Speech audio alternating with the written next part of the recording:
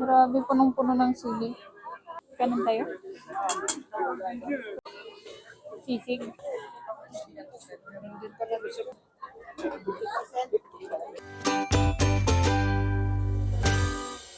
Hello! Say hi! Hello! Welcome to our family vlog. Dito kami ngayon sa SM. Supposedly, doon kami sa sana, sa may katedral. Magsisimbang gabi sana kami and then pupunta kami na night market para mag food trip. Pero, di ba hindi pa pala nagsisimula yung simbang gabi? Sa 16 pa lang ang simula ng simbang gabi. Why? So, ayan. Let's go. Hello! Hello! Hi! SM Baguio City. So, wala kami masyadong plan. Basta dumiretso na kami dito sa may SM kasi yun nga, walang simbang gabi. Wow, ang lalaki ng Santa Claus. So, tignan natin kung anong gagawin namin. Pero, ang first plan is kakain kasi gutom na naman. May kumakanta dyan. Merienda kami. Then, tuloy namin kumain ulit doon sa night market. Oh, wow! There's a big, maraming big na Santa Claus, anak ko. Ganito sa Sky Garden paggabi. So, dito na naman kami ulit kakain sa may... So, nagtitingin lang muna kami ng pagkain. Hindi naman may merienda. And papalipas ng oras hanggang mag-9 kasi 9 ang opening ng night market. So, hindi namin mag-9. Baka pupunta din kami dun sa may Quantum or sa may play area para paglaruin ng Quanticiclay. So, ayan, dito kami naghihintay ng pagkain. Dito na naman ulit sa Everything But Cheese. Palaging dito na lang kami. Pag merienda, usually dito kami pumupunta.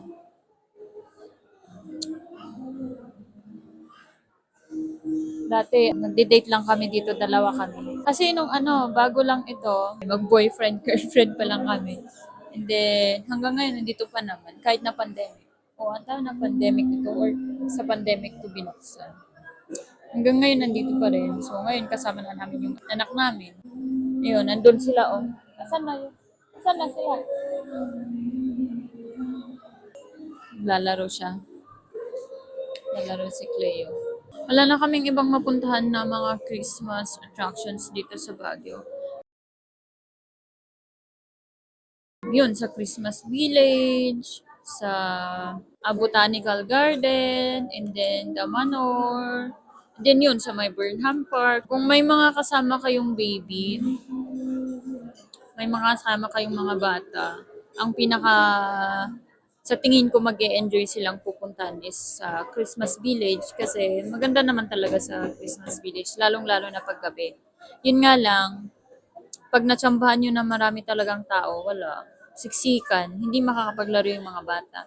Though meron naman silang ball pit, tsaka yung carousel. Maliit lang yung carousel nila, pero parang yung pinakamaganda dun na pag-e-enjoy ng mga bata is yung ball pit talaga nila. Kasi malaki yung ball pit nila. Pero may age limit din. So, kung ano lang din yung pwedeng taon ng bata yung pwedeng pumasok. Christmas Village din lang, meron naman mga kainan doon sa loob. Kaya nga pinagbabawal na magdala ng pagkain.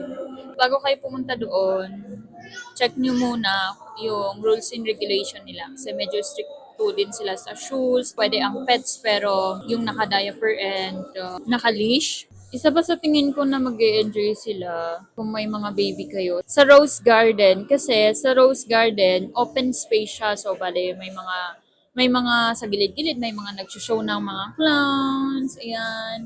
And maraming activities or maraming pwedeng paglaruan. Like, meron silang rides, yung carousel nila, malaki. Pag umaga, pwede naman kayo dun sa may children's park talaga sa Burnham Park. Saka pag medyo gabi-gabi, kung gusto nyo hintayin yung ilaw ng doon sa may Rose Garden, pwede ka din doon. Pero pwede din naman sa umaga doon sa may Rose Garden.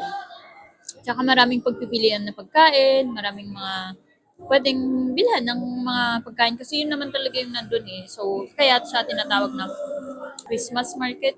Kapag naman, if you just wanna go outside and magtingin-tingin sa mga Christmas attractions, kung gusto mo din sabay mag-date, pwede kayo sa Botanical Garden. Kasi sa Botanical Garden, ayun, mga flowers, maglalakad lang. Though meron naman silang play area din para sa mga bata. Mag-sightseeing ng mga Christmas, ayun, Christmas light. Doon talaga sa Botanical. Oh, may kainan din naman sa Botanical. More on flowers sila, more on mga succulents. Kasi botanical naman talaga doon. So, Botanical Garden. Bali, ano lang talaga yung additional lang talaga for Christmas yung mga lights nila.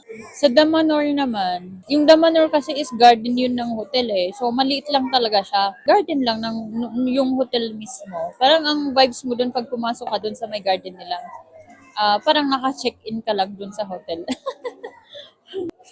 Do meron naman din silang mga, may pa-short show naman sila, may nagsayaw doon nung pumunta kami, may grand entrance si Santa Claus. Meron din play area para sa mga bata, pero maliit lang talaga yung space.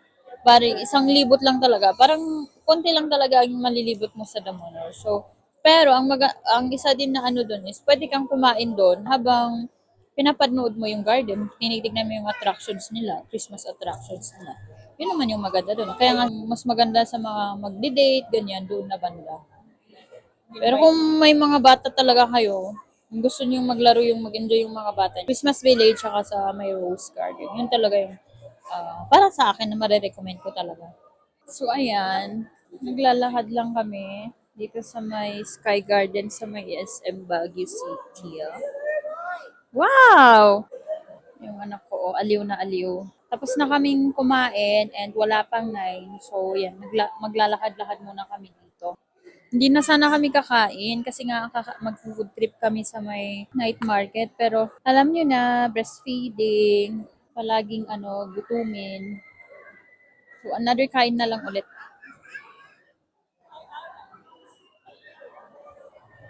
Tignan natin doon sa may kabila.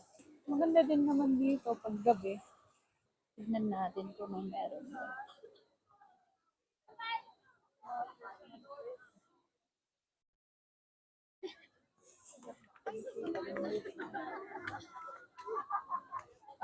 Ganun lang naman pala dito. Anong meron dito? Let's go picture with Santa. Cleo, oh. There, oh. You picture there. Ayan, kakagaling lang namin sa may kwantong naglaro para magpalipas ng oras. Ayan, tuwang-tuwa na bata na yan. Sino ang naglaro? Ikaw ba o si daddy mo? Si daddy. Si daddy, nakagastos ng magkano nagastos? So, ayan, punta na kami ng my night market and then uwi na kami. So, hindi ako nakapag-video sa may Quantum kasi masyadong maingay. Diba? Kasi play area and masyado talaga siyang maingay. So, hindi rin ninyo kami maririnig. Dito na tayo sa may night market. So, matagal-tagal na din ako hindi nakapunta dito. Ngayon lang ulit. Kasi, wala. Hindi naman ako masyadong mahilig sa talaga. So connect book, Grabe yung connect tao. loaded.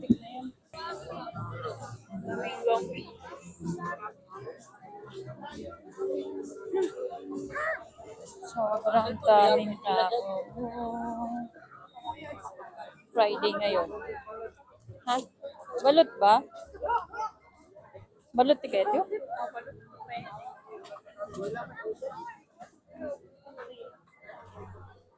Grilled balot? Pila ka? Pila ba? Pila? Balot agad or maglilibot pa? Ground tayo pa yun, ano? Ground tayo pa yun? Ground tayo pa yun, ano? Letan.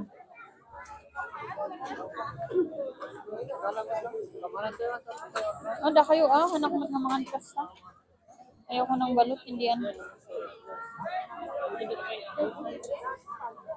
Ha? Sisig. Ayoko ng ganyan. Ha? Pag di daw nagustuhan, pwede ibalik. Totoo yan. Hindi, ayoko.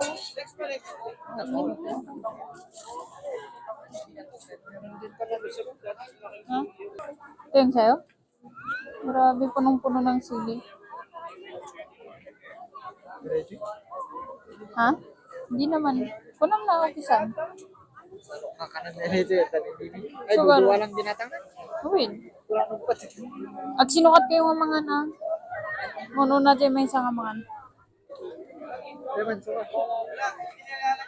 Parang nilaglalaway ako pero masarap.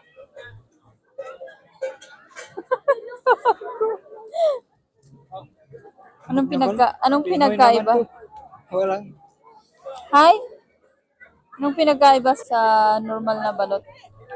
Parehas lang. Wala. Parehas lang. Parehas lang. Walang sabaw.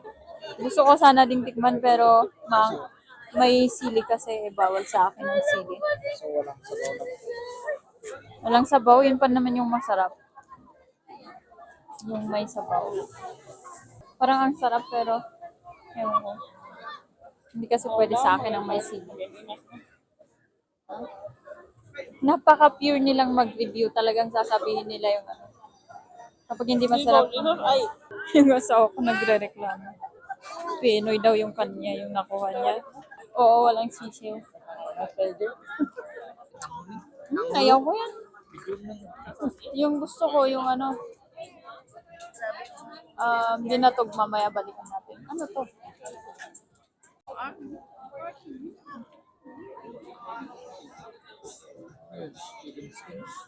Oh, chicken skin.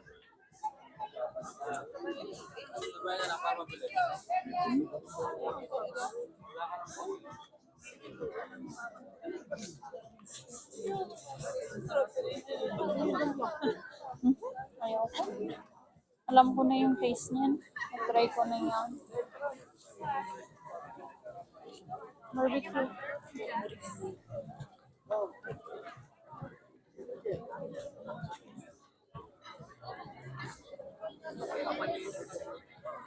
Yes.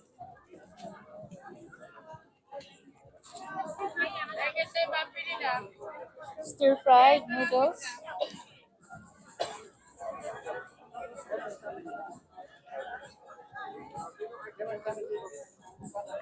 Kebab love. Ha? Wala na?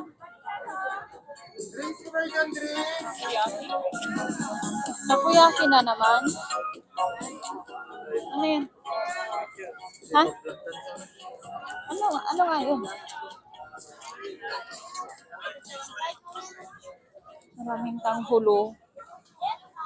Maraming balut. Street food.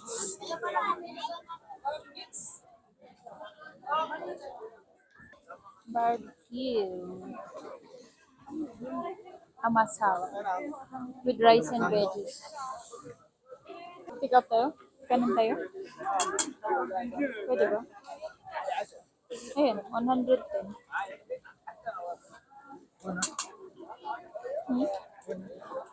Balikan natin dito or agram tayo pa eh?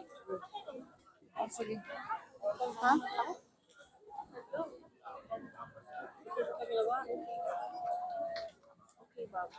Kahit ko di ko, namiss ko di ko ngay. Anong tawag ba dun sa ano? Yung tawag di yun ba yun? Hindi ko alam kung yun ba yun. Namiss ko yung ganun. Matagal na akong hindi kumain. Ay, iba. Chicken skin pala yan. Ayoko niyan. Chicken skin pala. O, yun ba? Gusto ba din? Ako kami amunaga na yan. Nalipat yun. Nalipat agad. Nakalimutan ko kasi yung pangalan. Balik kami doon sa may Amasal. Ay, ito na pala. Pila ba? Pila siya?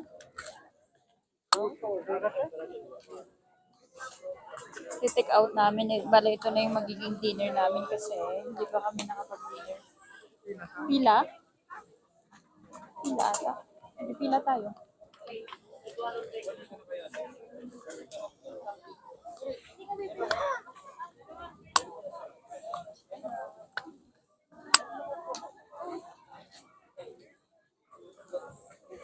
Mais, wino, binatog sa akin. Binatog daw sa akin lang. Yes, sila. Ano sa'yo? Hindi. Yung corn cheese. Ay, corn cheese. Corn cheese na lang daw. Corn cheese. Nandito. Isa lang. Ay, magkano yan? Tsaka isang binatog. Matamis malat. Milky. Matamis. Siyempre matamis. Yan na po. 50%. Asa na ba?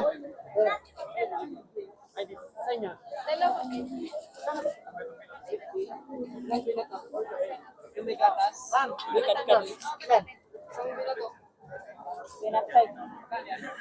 Tinabog, matamis malat. Liter. Magkano na yan? May barya tayo?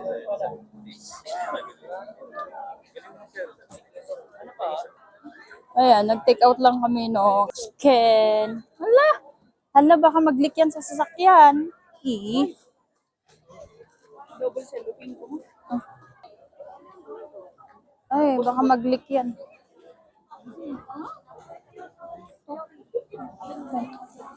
Tapos, kumulang kami ng binatog. Then, ayan, uwi na kami. Sa bahay na lang kami kakain. Tsaka nauna yung dalawa, yung mag-ama ko dun sa sasakyan kasi medyo umaambon-ambon kanina. And naantok na yung bata. Ano nung oras na din kasi. Eh, ang sleeping time nun is 8 p.m., 8 to 9 natutulog na yun eh. Anong oras na? Hala, mag-11 na, my God. Tapos maaga pa kami bukas. Ano, kumusta? Kumusta ang, ano to? Amasal? Masarap. Matabang pero juicy. Sakto lang. Sakto lang. Sabi ko na eh. Sakto lang. Busog.